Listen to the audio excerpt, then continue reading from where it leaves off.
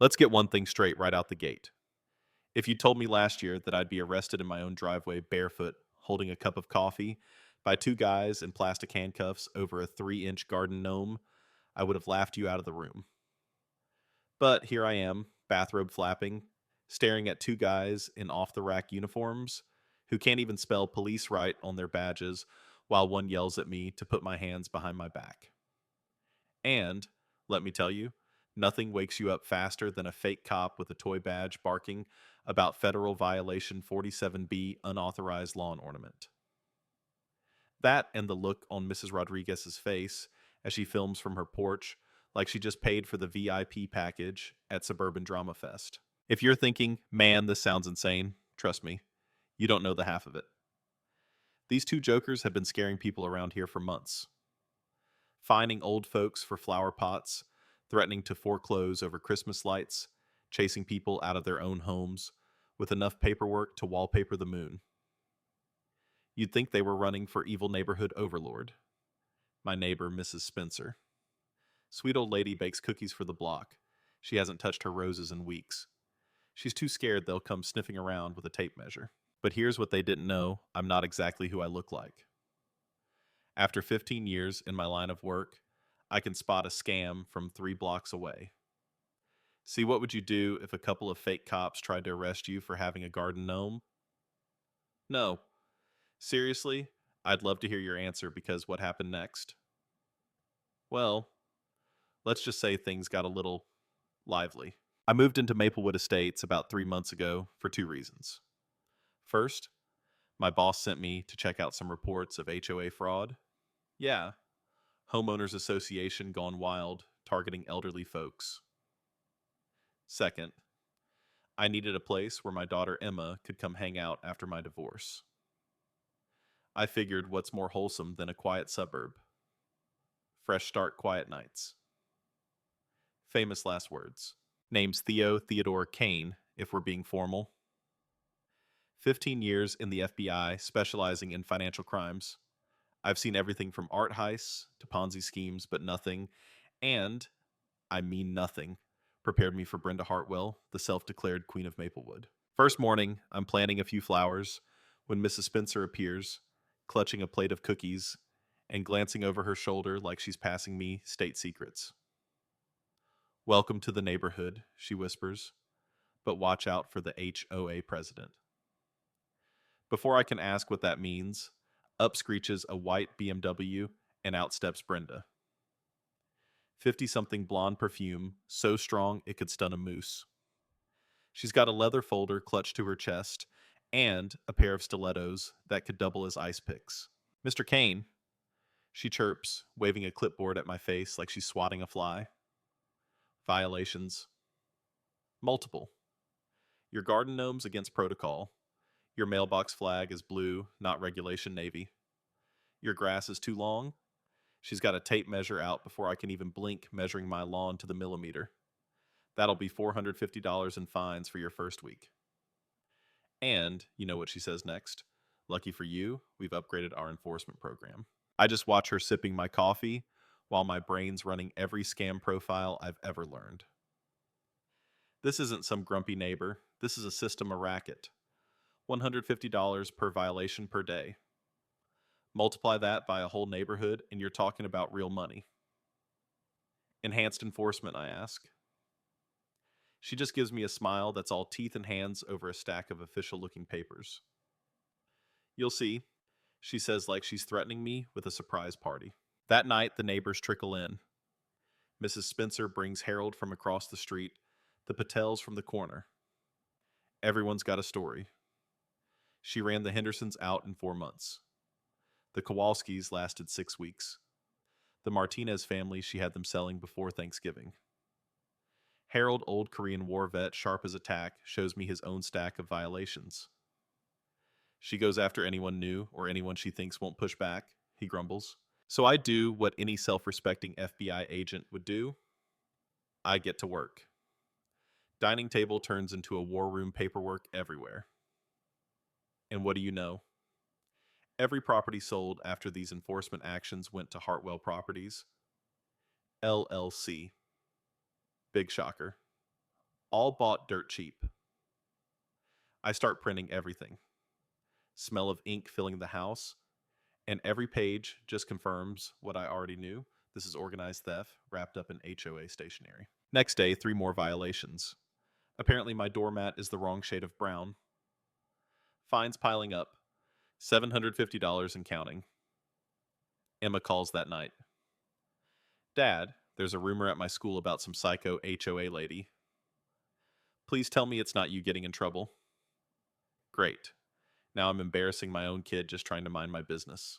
Day after that, Brenda's BMW is parked outside my house, engine running as she makes phone calls and smokes like a spy in a bad movie. I'm watching through the blinds, the tension in my jaw starting to feel permanent.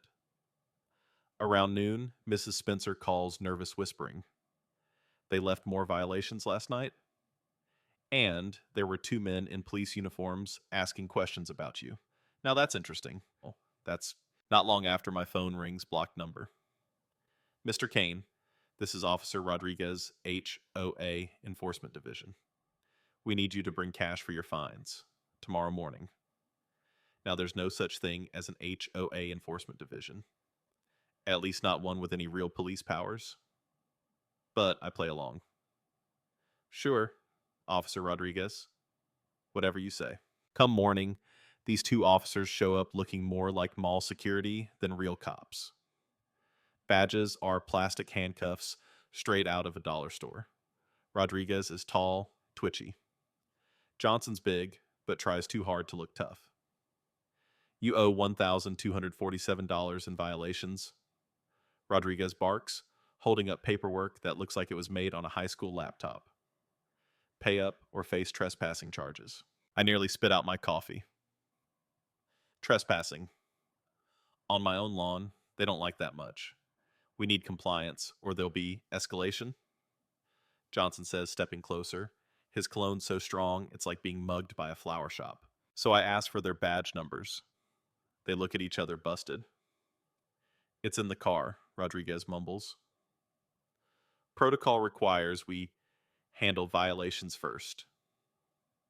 Protocol? Sure, buddy. Johnson puffs his chest out, trying the intimidation route. You should ask the Hendersons about what happens if you don't cooperate. That's when I realize they've done this before. More than once. I start filming. Mind saying your names and departments for my records? The color drains from their faces. Johnson mutters, recording police without consent is illegal. I tell him, actually, it's perfectly legal here on private property. They start backing off. Real lawmen never flinch at a camera. So which department do you work for? More guilty glances. Rodriguez clears his throat. We're specialized contractors. We work with local authorities on compliance issues. I almost laugh. That's funny, I know every real cop in this county, and not one knows your face.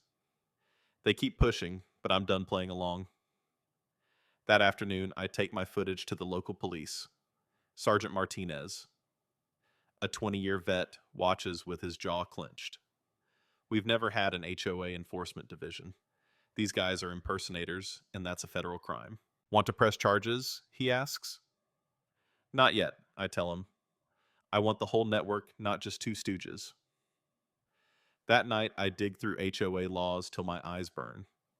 And wouldn't you know, Maplewood Estates actual charter caps fines at $25 and requires a board vote for every penalty. Brenda's whole operation is built on fear and made up rules. But then it gets personal. Mrs. Spencer calls late at night. She's scared. They came back, asking neighbors about your schedule, if you live alone, what work you do. Classic scammer move. Scare, surveil, isolate. So I rig up a security system with enough cameras to make a reality show. Jealous. Sure enough, next morning, block number again. Final warning. Kane, pay up tomorrow or enforcement begins. Cash only. I text back, looking forward to meeting your supervisors. Instant reply, you'll regret this. If you're counting by this point, my prosecution file is practically writing itself. The next day is showtime. Brenda screeches into my driveway with her attorney, Richard Malloy. A guy who looks like he bought his suit on clearance and handles speeding tickets on the side. He serves me a cease and desist for harassment and obstruction of community governance. Demanding badge numbers is intimidation. Brenda snaps. The papers smell like they were just printed at Kinko's. You owe $4,200 in administrative fees for challenging legitimate authority. Sure. A quick background check later, Malloy's her cousin. His law degree's from a diploma mill, and his main gig is closing Brenda's property deals, and get the same scams running in 3 other neighborhoods. Identical complaints, same fake officers, same Hartwell properties, snapping up houses at half price. It's like a pyramid scheme, but with lawnmowers and garden gnomes. Late one night, Mrs. Spencer calls again. They're interviewing everyone about you if you seem unstable, if you have guns, if you've made threats. Character assassination. Mrs. Rodriguez stops by. They offered me $50 to say you yelled at me. I told her where to stick their money. Next morning, a fresh stack of violations. My doormat is inappropriate brown. Harold gets cited for leaving his porch light on too late and for having his trash can out for 6 minutes past pickup. The old war vet's hands shake not from age, but from rage. Fought in Korea, survived 3 heart attacks, but some fake HOA queen might take my house, he mutters. And just when I think these clowns can't top themselves, Rodriguez shows up again, clipboard at the ready, reading accusations like he's reading my last rites. We've received reports of threatening behavior toward community officials, he says as if he's running an inquisition. We need to document your violations. I step onto my porch phone, rolling heart pounding. Badge number, he pats his chest where a real badge would go, but it just says enforcement in Comic Sans. Credentials. They're sufficient for compliance, he says. Uh-huh. I ask, which police academy trained you? The silence hangs there, thick as molasses. He shifts on his feet, eyes scanning for exits. I strongly recommend cooperation, Mr. Kane. Some residents require more intensive enforcement procedures. On camera, no less. Perfect. Now they're starting to harass Emma at school. Kids whispering, teachers asking questions. That's war. Friday, all 4 fake officers show up like it's a SWAT raid. Rodriguez Johnson and 2 more guys with matching uniforms and badges fresh from the costume store. Mr. Kane, step outside. We have a federal arrest warrant for continued HOA violations. The neighbors are gathering phones out. Mrs. Spencer's filming.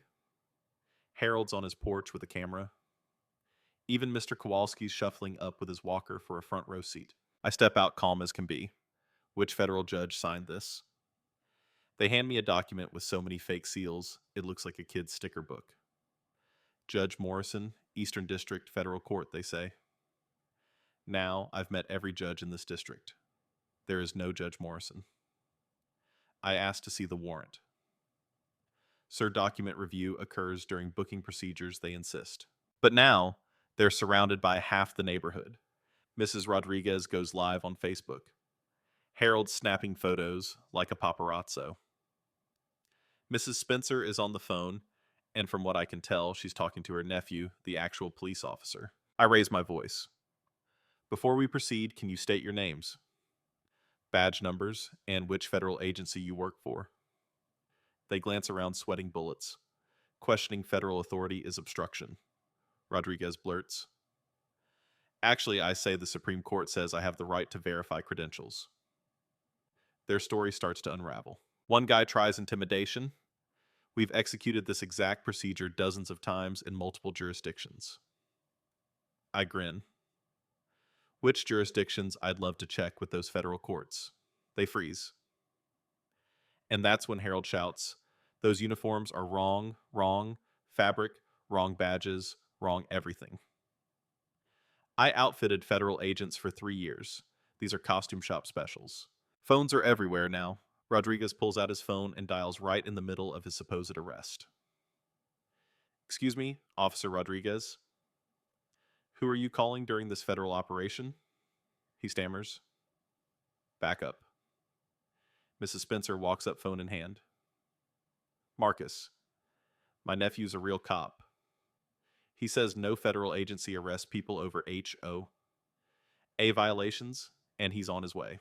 Right then, a real sheriff's cruiser pulls in, lights flashing.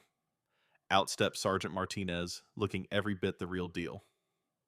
Got a report of suspicious individuals impersonating officers. Rodriguez turns white as a sheet. Johnson's already edging toward their getaway car. I announce, gentlemen meet actual law enforcement. That weekend, Harold pulls out the original HOA charter from 1987, just 3 pages buried in his crawl space. Fines capped at $10. No enforcement officers, no seizures. All of Brenda's rules are made up. Cross-referencing with property records. I realize she specifically targeted the previous owner of my house, racking up nearly $5,000 in fake fines. My house was supposed to be her next big win. Now, I have everything I need. I call my supervisor. Sir, we're looking at racketeering, mail fraud impersonation, elder abuse, interstate crime. He authorizes a full-blown investigation. Harold's documents, my videos, neighbors' statements, it's airtight. The cherry on top, Harold's got a business card from Jessica Kim, an investigative reporter who's been tracking HOA scams statewide. Mrs. Spencer calls an emergency meeting. Brenda plans to humiliate me at the Fall Festival public accountability with fake law enforcement. I recognize the pattern public shaming to keep the herd in line, but this time she's got the wrong guy in the spotlight. We wire up the festival with enough cameras to film a nature documentary, hidden in pumpkin displays, flower arrangements, you name it. Neighbors take positions, phones ready. Harold's military precision, turning the whole thing into a tactical operation. The festival kicks off and Brenda struts onto the stage, beaming Rodriguez and crew lined up like Secret Service rejects. She calls me up. Mr. Kane, please approach the stage for violation review. I stroll over every step recorded, Emma watching wide-eyed from the crowd. You're under arrest for federal violations, Rodriguez declares. Which federal agency? I ask deadpan. The Federal Community Standards Bureau. Sure, pal. Can I see your credentials? They freeze. That's when Brenda Desperate grabs the mic. He's been warned. These officers have full authority to arrest anyone who doesn't comply. As she's saying this, Mrs. Spencer's nephew, Real Cop, pulls up Parks in full view. Rodriguez spots him and wilts. But Brenda doubles down. Proceed with the arrest, Officer Rodriguez. Rodriguez steps toward me, handcuffs dangling. Time for the big reveal. I pull out my badge, flip it open. Theodore Kane, FBI. You're all under federal arrest. The crowd goes nuts. Cheers, photos. Emma's jaw on the floor. Brenda tries to protest, but Mrs. Spencer's nephew steps in hand on his gun. Ma'am, impersonating officers is a federal crime. Step away from the microphone. Real agents roll up warrants in hand. Rodriguez, Johnson, Williams, and Brenda all cuffed, all caught on camera. Jessica Kim's crew broadcasts live as the neighborhood erupts into celebration. Brenda tries one last excuse. We never claimed to be federal agents, but I play back the recording. Emma hugs my arm, and I finally see relief in her eyes. Mrs. Spencer, tears streaming down her face. Thanks me. We thought we'd lose everything. You saved yourself, I tell her. You and your neighbors. All you had to do was stand together and document the truth. Justice real. Justice sweeps through the block. Fines are canceled, money is returned, and Maplewood Estates elects Mrs. Spencer as the new HOA president. The new rules, $25 max fines, every decision voted on transparent books. Harold's basement becomes the community's war room, and Emma Well, she writes her college essay about the day her dad took down suburban crime. 6 months later, Brenda's in federal prison. Rodriguez and his crew are serving time for impersonation and fraud. The neighborhood is finally quiet. Emma helps Mrs. Spencer plant new yellow roses. No more citations for being too vibrant. I learned something from all this. Sure, FBI training helped, but what really brought down Brenda's scam was a dusty 3-page charter and neighbors who finally decided to ask questions. The power these bullies had, it wasn't real, it was just noise intimidation, hoping no one would look too close. Let me ask, you ever dealt with a bully hiding behind rules? Maybe not fake cops, but someone waving a clipboard making threats that just don't add up. I'd love to hear your stories because honestly, there are more Brendas out there than you think. Drop a comment. Tell me what you would have done, or share your own battles with H. OA madness. Sometimes the best defense is just knowing what you're up against and refusing to back down, even if you're just holding a cup of coffee and wearing a bathrobe.